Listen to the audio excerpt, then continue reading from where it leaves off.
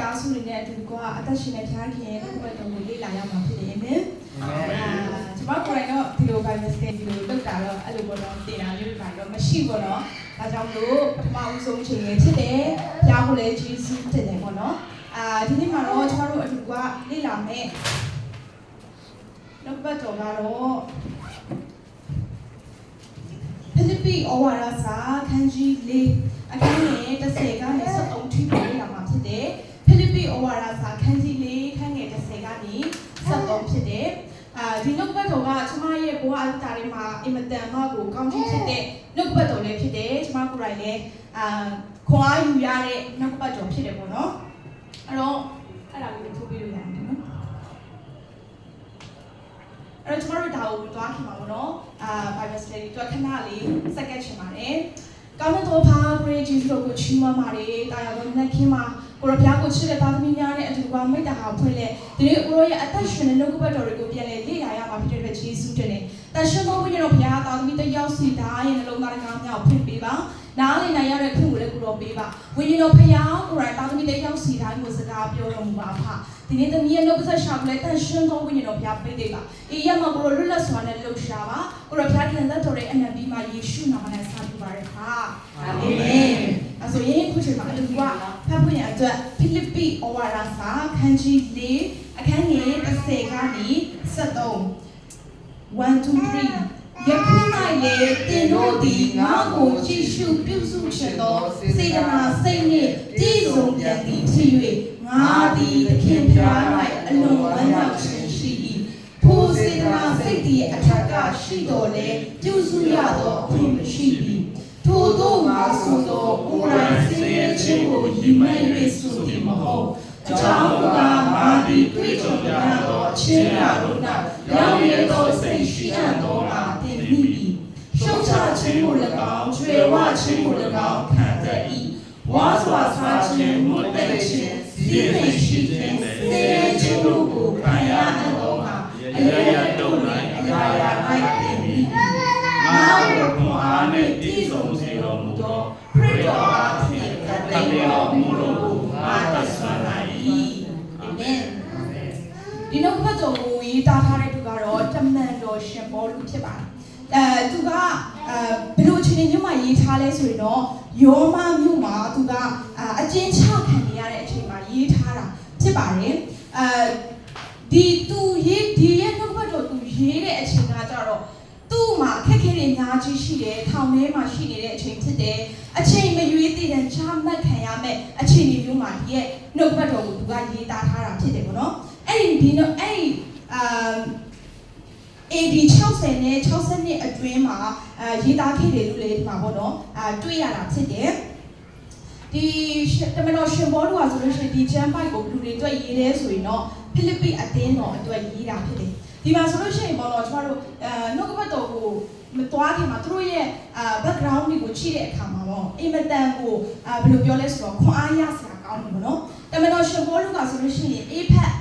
ဒီဖိလိပ္ပိအသင်းတော်နဲ့ပေါ့နော်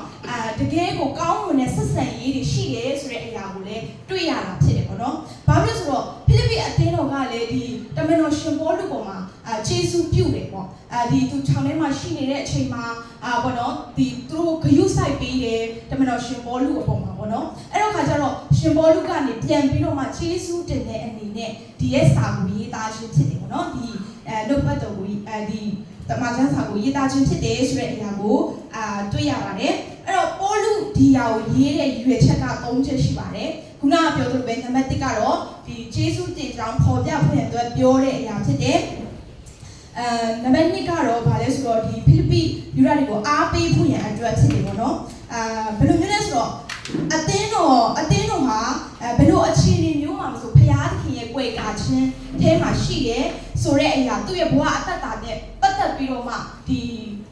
ဘယ်လိုပြောမလဲအသင်းတော်ကိုခွန်အားပေးတဲ့အရာဖြစ်တယ်နောက်တစ်ခုကတော့ဝိညာဉ်ရေးသင်ခန်းစာပေးဖို့ရန်အတွက်ဖြစ်တယ်ဆိုတဲ့ဒီ3ချက်အပြင်တွေ့ရတာဖြစ်တယ်အဲ့တော့ခုနကနံပါတ်1အနေနဲ့ပေါ့နော်ကျမတို့ပထမအဆုံးခန်းငယ် 30ကနေ17မှာဆိုလို့ရှိရင်ယခု၌လည်းသင်တို့သည်ငါ့ကိုကြည့်ရှုပြုစုခြင်းသောစေတနာစိတ်နှင့်ပြည့်စုံပြန်သည်ဖြစ်၍ငါသည်သခင်ဖျား၌အလွန်ဝမ်းမြောက်ခြင်းရှိ၏ထိုစေတနာစိတ်သည်အထက်ကရှိတော်လဲပြုစုရသောအခွင့်မရှိပြီထို့သောငါဆိုသောကိုယ်တိုင်ဆင်းရဲခြင်းကိုရည်မှတ်၍ဆိုသည်မဟုတ်အကြောင်းမူကားငါသည်တွေ့ကြုံသမျှသောအချင်းရာတို့၌ရောင်ရဲသောစိတ်ရှိအပ်သောငါတည်ပြီးပြီတဲ့ရှင်ဘောလူကလေသူကဘာလဲဆိုတော့ခုနကပြောသလိုဒီဖိလိပ္ပိအသင်းတော်ကသူ့ကိုအများကြီးကျေးဇူးပြုတဲ့အခါမှာသူကကျေးဇူးပြန်တုတ်တယ်။ဒီနေ့ကျွန်တော်တို့ရဲ့ဘဝအသက်တာထဲမှာလည်းထိုနည်း၎င်းပဲဖြစ်တယ်။ယုံကြည်သူမိသားစုတွေရဲ့အသက်တာကကျေးဇူးတင်တဲ့နှလုံးသားဖြစ်ဖို့လိုတယ်။အာမင်။အာမင်။ကျွန်တော်တို့ရဲ့ဘဝအသက်တာမှာလေတခါတည်းမှာကျွန်တော်တို့ရုပ်တရက်ပဲဖြစ်ပါစေကျွန်တော်တို့ဘဝအသက်တာမှာတွေ့ကြုံရတဲ့ခဏတာတွေ့ကြုံရတဲ့လူတွေလည်းရှိတယ်။ကျွန်တော်တို့ကိုကျေးဇူးပြုသွားတဲ့လူတွေလည်းရှိတယ်။အဲ့ဒီလူတွေပေါ်မှာကျွန်တော်တို့ကဘာလုပ်ရမလဲဆိုတော့ကျေးဇူးတင်တဲ့နှလုံးသားရှိအောင်ဖြစ်တယ်။ဒါကယုံကြည်သူခရိယန်တွေမှာရှိတဲ့နှလုံးသားဖြစ်တယ်။ကျွန်တော်တို့ကလေတစ်ခါတည်းကြရင်ကိုဘုရားသားသမီးယုံကြည်သူလို့ပြောနေပေမဲ့အသက်ရှင်ခြင်းပုံသက်တည်တွေကဘာလဲဆိုတော့ကျွန်တော်တို့ကလောကသားတွေမျိုးတူဖြစ်နေတတ်တယ်။ကျွန်တော်တို့ကျေးဇူးတင်တဲ့ရသားနဲ့ကျေးဇူးမတုတ်ပြန်တဲ့အရာတွေအများကြီးပဲရှိမိမဲ့အခြေအနေရှိတယ်။ဒါပေမဲ့ပိုးလူကိုကြည့်ပါပိုးလူကထောင်ထဲမှာရှိနေရင်တော့မှသူကျေးဇူးတင်ရမယ့်သူတွေကိုရအောင်စာနဲ့ဖြစ်ကျေးဇူးတင်တယ်ဆိုတဲ့အရာကိုတွေ့ရတယ်။အာမင်။ဒီနေ့ကျွန်တော်တို့ရဲ့အသက်တာမှာလည်းကျွန်တော်တို့ကိုဒီမှာနှုတ်ကပတ်တော်တွေကျွေးနေတဲ့သူတွေပေါ်မှာဆရာသမားတွေပေါ်မှာအသင်းတော်ပေါ်မှာကျွန်တော်တို့ကဘာလဲဆိုတော့ကျေးဇူးတုတ်ပြန်တတ်တော်သူတွေဖြစ်ဖို့လိုတယ်။အာမင်။အသင်းတော်ဆိုတာကငါတို့ကနှုတ်ကပတ်တော်ခံယူမဲ့နေရာငါတို့ရယူမဲ့နေရာပဲလို့မဟုတ်ပဲနဲ့ငါတို့ကတော့အသင်းတော်ကိုဘာတွေပြန်ပြီးကျေးဇူးတုတ်ပြန်ရမယ်ဆိုတဲ့အရာမှာသိဖို့လိုအပ်တာဖြစ်တယ်။ဟာလေလုယာ။အဲ့တော့ဒီပေါ်လူပေါ့နော်တမန်တော်ရှင်ပေါ်လူအားဖြင့်ကျွန်မအယံခွန်အားရဟောဒါကြောင့်ကျွန်မလည်းပြန်ဆင်ခြင်ပြီးငါအသက်တာထဲမှာတော့တခါတည်းငါအသက်တာထဲမှာငါ့ကိုကျေးဇူးပြုတဲ့သူတွေပေါ်မှာငါတို့လစ်လျူရှုမိနေလားကျွန်တော်တို့ကျေးဇူးတုတ်ပြန်နေဆိုတာကပုံစံမျိုးမျိုးရှိပါတယ်ဆုတောင်းခြင်းအားဖြင့်တော်ကောင်းအာမင်ကျွန်တော်တို့နှုတ်အားဖြင့်တော်ကောင်းတခါတည်းမှာကျွန်တော်တို့ကိုကျေးဇူးပြုတဲ့သူတွေကိုကျွန်တော်တို့နှုတ်နဲ့တော့မှကျေးဇူးမတင်မိတဲ့အရာတွေရှိတယ်နော်ဒီလိုပဲကျွန်တော်တို့ကိုနေ့တိုင်းကျေးဇူးပြုနေတဲ့သူကဘာလို့လဲဆိုတော့ဖခင်သခင်ဖြစ်တယ်ဖခင်သခင်ကိုတော့တခါတလေမှာကျေးဇူးတုတ်ပြန်ဖွင့်တော့ပါဖြစ်တယ်မိတတ်တယ်ကိုလိုကျေးဇူးတင်ပါတယ်နည်းနည်းပိုင်းမှာနိုးထလာတဲ့ကိုလိုကျေးဇူးတင်ပါတယ်လို့ကျေးဇူးတုတ်ပြန်ဖွင့်တဲ့မိလျော့တဲ့အချိန်ကြီးရှိဒီနေ့မှာတမန်တော်ရှင်ဘောလူအားဖြင့်ကျွန်တော်တို့ဆင်ခြင်ရတာဖြစ်တယ်ထောင်ထဲမှာရှိနေပြီးခက်ခဲနေတော့မှသူကဘာဖြစ်လဲရအောင်ကျေးဇူးတင်သားကိုပြောတယ်ဆိုရင်ကျွန်တော်တို့ရဲ့နေ့တိုင်းအသက်ရှင်ခြင်းမှာလည်းကျေးဇူးတင်တဲ့နှလုံးသားဖြစ်ဖို့လိုတယ်အာမင်အဲ့တော့နောက်တစ်ခုကဘာလဲဆိုရင်တော့ဒီရှုတ်ချခြင်းကို၎င်းကျွေးဝခြင်းကို၎င်းခံတဲ့ဝါစွာစားခြင်းမှုသိခြင်းစည်းစိမ်ရှိခြင်းစင်ရင်ခြင်းတို့ကိုခံရအပ်သောကအရရက်တို့တွေအရာရာ၌သင်မိပြီတဲ့ပိုးလူရဲ့အသက်တာကလေဒီမှာကြည့်တဲ့အခါမှာသူကဘာဖြစ်လဲဆိုတော့သူကရောက်ငဲတဲ့စိတ်နှလုံးသားရှိဘယ်အခြေအနေမျိုးမှာပဲဆိုသူကဘာဖြစ်လဲဆိုတော့ကြည်နက်တယ်သူ့ဘဝမှာအလက်အပြောင်းတွေအများကြီးပဲတွေ့ကြုံရတယ်ရှုံချခြင်းတွေကြွယ်ဝခြင်းတွေစင်ရင်ခြင်းတွေညှက်မှုခြင်းတွေအများကြီးသူကြုံရတယ်။ဒါပေမဲ့သူကဘာဖြစ်လဲဆိုတော့အဲ့ဒီအခြေအနေတွေပေါ်မှာသူကမရက်ဘူးဆိုတာတွေ့ရ။ကျွန်တော်တို့ရဲ့သူကဘာဖြစ်လို့ဒီလိုမျိုးအခြေအနေမှာမရက်လဲဆိုတော့သူနဲ့သူဘယ်သူရှိလဲဆိုတဲ့အရာကိုလည်းသူကသိတာဖြစ်တယ်။ဒီနေ့ဒီကာလမှာပေါ့နော်ကျွန်တော်တို့အရန်ခက်ခဲတဲ့ကာလဖြစ်တယ်။အခြေအနေတွေအမျိုးမျိုးပြောင်းလဲတဲ့ကာလဖြစ်တယ်။ဟုတ်တယ်နော်။တဘာဝဘေးအနေကိုကြည့်မယ်ဆိုလဲငလင်တွေလှုပ်တဲ့နေရာကလှုပ်တယ်ရေတွေကြီးတဲ့နေရာကကြီးတယ်အခြေအနေတွေအမျိုးမျိုးပြောင်းတယ်ကျွန်တော်တို့စီးပွားရေးတွေကိုကြည့်မယ်ဆိုလဲပြောင်းလဲနေတယ်ကျွန်တော်တို့သားသမီးတွေပညာရေးတွေကိုကြည့်မယ်ဆိုလဲပြောင်းလဲနေတယ်အရာရာကဘာဖြစ်လဲအဖက်ဖက်မှာပြောင်းလဲနေတာဖြစ်တယ်နော်မတူတော့ဘူးအရင်နှစ်တုန်းကကျွန်တော်တို့ရဲ့စီးပွားရေးတွေကကောင်းမှုမယ်ဒါပေမဲ့ဒီနှစ်မှာစီးပွားရေးတွေထိုးကျသွားတဲ့အရာတွေရှိနေကျွန်တော်တို့မှာအခွင့်အလမ်းတွေအရင်နှစ်ကအများကြီးရှိကောင်းရှိတယ်ဒါပေမဲ့ဒီနှစ်မှာကျွန်တော်တို့ဆုံးရှုံးသွားတဲ့အရာတွေအများကြီးပဲရှိတယ်အဲ့လိုမျိုးပေါ့နော်ပြောချင်တဲ့ຢာပါလို့ဆိုတော့ပြောင်းလဲနေတယ်အရာရာပြောင်းလဲနေတဲ့အချိန်မှာကျွန်တော်တို့ကဘယ်လိုမျိုးရည်တည်မလဲဆိုတဲ့အရာအရင်ကြီးကြီးအာမင်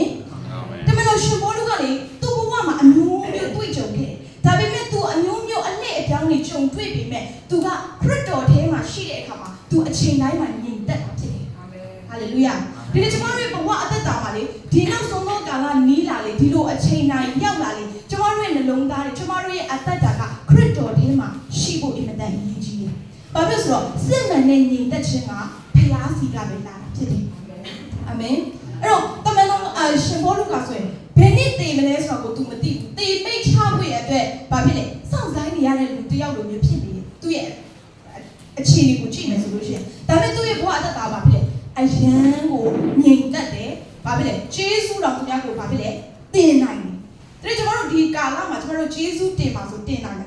ဟာအခြေအနေကိုကြည့်တဘာဝကိုကြည့်လို့ရှိရင်ဖျားခင်ဟောဖျားကျေးဇူးတင်နိုင်တာဟာရေကြီးပြန်ပြီးငလင်းတွေလုတ်ပြန်ပြီးမြေတွေပြိုပြန်ပြီးစားတဲ့ဖြင့်ဟုတ်တယ်နော်ကျွန်တော်တို့နိုင်ငံရေးကိုကြည့်မှဆိုရောဟောဖျားခင်ကျွန်တော်တို့မပြောလားလူချင်းရောတွေ့တဲ့အခါမှာဘာဖြစ်လဲဖေးအရင်နှစ်တုန်းကလေငါရဲ့စီးပွားရေးကအရန်ကောင်းနေဒီနှစ်မှာတော့လေငါတို့တွေရှုံးလိုက်တာစားတဲ့ဖြင့်ကျွန်တော်တို့ကျေးဇူးတင်နိုင်တာမတင်နိုင်ဘူးဒါပေမဲ့ကျွန်တော်တို့ယုံကြည်သူမိသားစုတွေရဲ့အသက်တာထဲမှာခရစ်တော်ကနေရာယူထားတယ်ဆိုရင်တော့ဘာဖြစ်လဲအခြေအနေတိုင်းမှာကျေးဇူးတင်နိုင်တယ်ဟာလေလုယာအခြေအနေမှာကျွန်တော်တို့ကမြင်လိုက်တာနဲ့ကိုကျေးဇူးတင်စရာတွေပဲဖြစ်တယ်ကျွန်တော်တို့ယုံကြည်သူတွေအနေနဲ့ဒီကာလကပို့တော့ဘုရားကိုကျေးဇူးတင်ရဘာဖြစ်လို့လဲနောက်ဆုံးသောကာလနီးလာလို့ဒီຢာတွေကဖြစ်လာတာဖြစ်တယ်နင်းနောက်ဆုံးသောကာလနီးလာတယ်ဆိုတော့ကဘုရားသခင်နဲ့ကျွန်တော်တို့အတူတူကနေထိုင်ရတော့မယ်ဟုတ်တယ်နော်ကောင်းကင်နိုင်ငံမှာကျွန်တော်တို့ဝမ်းမြောက်ခြင်းနဲ့ဘုရားသခင်ပြန်ကြွလာတော့မယ်ဆိုတော့မျော်လင့်ပြီးတော့ပို့လို့တော့ဝမ်းမြောက်ပြီးကျေးဇူးတင်ရမယ့်ကာလဖြစ်တယ်ဒါပေမဲ့ကျွန်တော်တို့ကဘာဖြစ်လဲလောကသားတွေနီးတူညီးထွားဟုတ်တယ်နော်လောကသားတွေနီးတူဟာအဲ့လိုမျိုးတွေဒါမဖြစ်တဲ့အရာဖြစ်တယ်ကျွန်တော်တို့ကဘာဖြစ်လဲအချင်းမှာခရစ်တော်ရှိတဲ့အခါမှာဘယ်လိုအခြေအနေမျိုးပဲဖြစ်ဖြစ်ကျွန်တော်တို့ကညီသက်ခြင်းကိုဘာဖြစ်လဲဆိုတော့ရနိုင်တယ်ဆိုတဲ့အရာအားဖြစ်ပေါ့နော်ဒီမှာတမန်တော်ရှင်ပေါလုအတ္တတာအားဖြင့်တွေ့ရတယ်သူကနောက်ဆုံးပေါ့နော်နောက်ဆုံးတစ်ခုကတော့ဘာလဲဆိုတော့အရင်ညနားလေအောင်ပြီနော်နည်းညံအောင်ပြီနော်နောက်ဆုံးတစ်ခုကတော့ဘာလဲဆိုရင်တော့ငါ့ကိုခွန်အားနဲ့ပြည့်စုံစေတော်မူသောခရစ်တော်အားဖြင့်ခတ်သိမ်းတော်မူကိုငါတတ်ဆွမ်းနိုင်၏တဲ့အဲ့ဒီအပိုက်ကိုအတူဖတ်ကြည့်အောင်ငါ့ကိုခွန်အားနဲ့ပြည့်စုံစေတော်မူသောခရစ်တော်အားဖြင့်ခတ်သိမ်းတော်မူကိုငါတတ်ဆွမ်းနိုင်၏အာမင်အာမင်ဒီရကကျွန်တော်တို့ယုံကြည်လူမိသားစုတွေအတွက်အမြဲတမ်းခွန်အားယူရတဲ့နှုတ်ကပတ်တော်ဖြစ်ကျွန်မကိုယ်တိုင်ကအချိန်ချင်းအခါခါဒီနှုတ်ကပတ်တော်အားဖြင့်ခွန်အားယူရတာဖြစ်တယ်ဘာဖြစ်လို့လဲဆိုတော့ကျွန်မအသက်တာထဲမှာလည်းဘောနော်စိတ်ကြခဲ့တဲ့အခြေအနေတွေအများကြီးပဲရှိတယ်ငါအနေနဲ့မလုပ်နိုင်တော့ဘူးဆိုတော့အရာတွေအများကြီးပဲရှိခဲ့ဒါပေမဲ့ကျွန်မအဲ့လိုအခြေအနေမျိုးရောက်တိုင်းမှာဒီနှုတ်ကပတ်တော်အားဖြင့်ကျွန်မခွန်အားယူတယ်ငါ့ကိုခွန်အားနဲ့ပြည့်စုံစေတော်မူတော့ဒါဆိုရင်ကျွန်တော်တို့အတွက်စစ်မှန်သောခွန်အားကဘယ်သူစီမှာပဲရှိတယ်ဆိုတော့ခရစ်တော်ရှိမှာပဲရှိအာမင်ကျွန်တော်တို့ရဲ့စစ်မှန်တဲ့ခွန်အားဘယ်သူရှိမှာရှိလဲခရစ်တော်ရှိမှာပဲရှိတာဖြစ်တယ်ဟာလေလုယာအဲ့တော့ဒါဆိုရင်ဒီကာလမှာကျွန်တော်တို့တကယ်လိုအပ်တဲ့သူကဘယ်သူလဲခရစ်တော်ပဲဖြစ်တယ်ဟာလေလုယာခတ်သိမ်းမှုတွေကိုတတ်နိုင်ဖို့ကတဲ့ခရစ်တော်အားဖြင့်ပဲဖြစ်တယ်တဲ့ကျွန်တော်တို့မှာလှုပ်ဆောင်တဲ့အရာတွေအများကြီးပဲရှိတယ်တခါတည်းမှာကျွန်တော်တို့လှုပ်ဆောင်နေတယ်ကျွန်တော်တို့ဉာဏ်နဲ့ကျွန်တော်တို့လှုပ်တတ်တယ်ဟုတ်တယ်နော်ကျွန်တော်တို့ရဲ့သိချင်းတွေကျွန်တော်တို့ရဲ့တက်ဆွမ်းချင်းတွေလည်းကျွန်တော်တို့လှုပ်တတ်တယ်အဲ့ဒီအချိန်တွေမျိုးမှာလေကျွန်တော်တို့ဆုံးရှုံးတတ်တယ်နော်ကိုအရန်ဘယ်လိုပြောမလဲငါလုံနိုင်တယ်ငါဒီအရာကိုကျွမ်းကျင်ပါတယ်ဆိုပြီးလှုပ်ပြီးတော့မှဆုံးရှုံးသွားတဲ့အရာတွေလည်းအများကြီးပဲရှိတာဖြစ်တယ်အဲ့တော့ဒီကာလမှာကျွန်တော်တို့ကတကယ်လိုအပ်တဲ့သူကဘယ်သူလဲဆိုတော့ယေရှုခရစ်တော်ပဲဖြစ်တယ်ဟာလေလုယာဒီကျွန်တော်တို့ခရစ်တော်ကိုကျွန်တော်တို့အသေးမှတတ်တယ်အားသေးမှတတ်တယ်ကျွန်တော်တို့ရဲ့နေ့စဉ်ဘဝမှာဖြစ်တယ်အဲ့တော့ဘာဖြစ်လဲဆိုတော့ဒီကာလမှာကျွန်တော်တို့ခရစ်တော်မရှိဘူးဆိုရင်ဒီတမန်တော်ရှင်ဘောလူလိုပဲပေါ့ခက်ခဲတဲ့အခြေအနေမျိုးမှာကျွန်တော်တို့ကရည်တည်နိုင်မှာမဟုတ်ဘူးဖြစ်တယ်အဲ့တော့ကျွန်မအသက်တာထဲမှာဆိုလဲအမျိုးမျိုးစိန်ခေါ်မှုတွေရှိတယ်ကြုံတွေ့ရတယ်တခါတည်းရမှာတော့ကျွန်တော်တို့ဖျားခင်နဲ့တွားနေရင်တော့ဘာပဲစုတောင်းနေရင်နဲ့တော့မှဘာပဲကျွန်တော်တို့တွေဆုံးရှုံးရတဲ့အရာတွေရှိဟုတ်တယ်နော်ဒီချိန်မှာမိခွန်းတွေအများကြီးထုတ်ရတဲ့အရာတွေရှိဘာကြောင့်လဲဆိုတဲ့အရာတွေအများကြီးရှိဒါပေမဲ့ကျွန်တော်တို့ရဲ့အသက်တာထဲမှာအဲ့လိုမိခွန်းတွေများလာတဲ့အခါအထဲမှာခရစ်တော်ရှိတော့ငြိမ်သက်ဘယ်လိုငြိမ်သက်လဲငါအထဲမှာငါ့ကိုခွန်အားပေးတဲ့သူကခရစ်တော်ဖြစ်တဲ့အတွက်ငါဒီအောင်မြင်ခြင်းရမယ့်သူဖြစ်တယ်ဆိုတာကိုငြိမ်သက်ရတာဖြစ်တယ်အာမင်ဒါပေမဲ့ကျွန်တော်တို့အထဲမှာခရစ်တော်မရှိဘူးဆိုတော့ကျွန်တော်တို့ကမေးခွန်းနေနဲ့ပြီးသွားမှာပေါ့ငါဆုတောင်းနေရတဲ့နဲ့ဘာဖြစ်လို့ငါအဖြေမရတာလဲငါဆုတောင်းနေရတဲ့နဲ့ဘုရားကိုကိုးစားနေရတဲ့နဲ့ဘာဖြစ်လို့ငါဘာမှမဖြစ်လာတာလဲဆိုတော့ကျွန်တော်တို့တွေးပါဒါပေမဲ့အထဲမှာခရစ်တော်ရှိတဲ့အခါမှာကိုယ့်ကိုတကယ်ခွန်အားပေးနေတဲ့သူကဘယ်သူလဲဆိုတာသိတယ်ဆိုရင်တော့ကျွန်တော်တို့ကဘာဖြစ်လဲကိုဘယ်သူလဲဆိုတာကိုသိကိုပန်းနိုင်ရပါလဲဆိုတာကိုသိအာမင်ဒီနေ့မှာရှိတဲ့သူတွေကိုကျွန်တော်အားပေးခြင်းနဲ့ကျွန်တော်တို့ရဲ့အခြေအနေတွေအမျိုးမျိုးပြောင်းလဲတယ်ဟုတ်တယ်နော်ခက်ခဲခြင်းတွေအမျိုးမျိုးရှိတယ်နိုင်ငံရေးပဲကြည့်ကြည့်ဘာပဲကြည့်ကြည့်မိသားစုရေးပဲကြည့်ကြည့် ရင်ထဲမှာမပြောပြနိုင်တဲ့အခက်အခဲတွေလည်းအများကြီးပဲရှိတယ်ဒါပေမဲ့ကျွန်တော်တို့အဲ့ဒီအရာပေါ်မှာအမိပြုရမှာမဟုတ်ဘူးရက်တည်ရမှာမဟုတ်ဘူးခရစ်တော်နဲ့အတူကျွန်တော်တို့ကရက်တည်ရမှာဖြစ်တယ်အာမင်ခရစ်တော်ရဲ့အထင်းမှာကျွန်တော်တို့ကညီသက်ခြင်းကိုရှာဖွေရမှာဖြစ်တယ်ဟာလေလုယာအဲ့တော့ဒီနေ့ကတော့ကျွန်မကတော့ဒီလိုနားလည်တယ်ပေါ့နော်ပေါလုကဘလို့ပဲဖြစ်ပါစေဘလို့အခြေအနေမျိုးပဲရောက်ပါစေသူ့ရဲ့အသက်တာထဲမှာညီသက်ခြင်းရှိတယ်ဆိုတာကသူနဲ့အတူဘသူရှိတယ်ဆိုတာသူသိလို့ဖြစ်တယ်ဟာလေလုယာဒီကျွန်မတို့ထဲမှာလေကျွန်မတို့နဲ့အတူဘသူရှိလဲဆိုတာသိတယ်ဆိုရင်ကျွန်မတို့အသက်တာမှာစစ်မှန်တော့ညီသက်ခြင်းကိုရရှိမှာဖြစ်တယ်အမြဲတမ်းမှာခွန်အားနဲ့ပြည့်စုံမှာဖြစ်တယ်ဟာလေလုယာကျွန်မတို့ခရစ်ယာန်တွေဆိုတာကနော်ဖခင်သားသမီးတွေဆိုတာကကြောက်နေဖို့မဟုတ်ဘူးလောကသားတွေလိုညှိတွားနေဖို့မဟုတ်ဘူးစိုးရိမ်ဖို့မဟုတ်ဘူးနော်ဒီမှာအသင်းတော်မှာရှင်မိသားစုတွေနဲ့အတူကမိတ္တဟာဖွဲ့ဖခင်ရဲ့နှုတ်ကပတ်တော်ကိုခံယူခြင်းအပြင်အမြဲတမ်းမှာခွန်အားနဲ့ပြည့်နေတဲ့လူဖြစ်ဖို့လိုတယ်ဆိုတဲ့အရာနော်ဘယ်လိုခက်ခဲခြင်းပဲကြုံပါစေအမြဲတမ်းမှာတတိယပါငါ့ကိုခွန်အားနဲ့ပြည့်စေတဲ့သူကလူမဟုတ်ဘူးငါ့ကိုခွန်အားနဲ့ပြည့်စေတဲ့သူကဆရာတော်မဟုတ်ဘူးငါ့ကိုခွန်အားနဲ့ပြည့်စုံစေတဲ့သူကခရစ်တော်ဖြစ်တယ်အာမင်အဲ့တော့ဒီနှုတ်ကပတ်တော်အားဖြင့်ပေါ့နော်ဒီမှာအနေငယ်ရှယ်လောက်တာဖြစ်တယ်အရောက်စတဲ့မှုကြားရှိကောင်းချီးပေးပါလေအာမင်